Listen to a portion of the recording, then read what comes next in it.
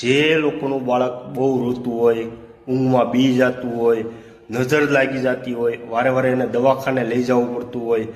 માંદું રહેતું હોય, તો એ લોકોએ શનિવાર અથવા મંગળવારને દિવસે હનુમાનજી મહારાજના મંદિરે જઈને એક 4 મુખવાળો 4 વાટવાળો દીવો કરવાનો છે,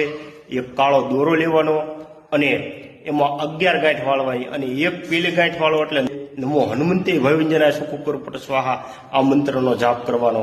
એમ 11 ગાંઠ વાળતા વાળતા નમો હનુમંતે ભયવંજનાય સુખકુરપટ સ્વાહા આ મંત્રના જાપ કરવાના છે. અને 11 ગાંઠ વળ્યા પછી હનુમાનજી મહારાજના જમણી બાજુથી સિંદૂર લઈ અને એક ગાંઠ માથે લગાડી દેવાનો છે અને એ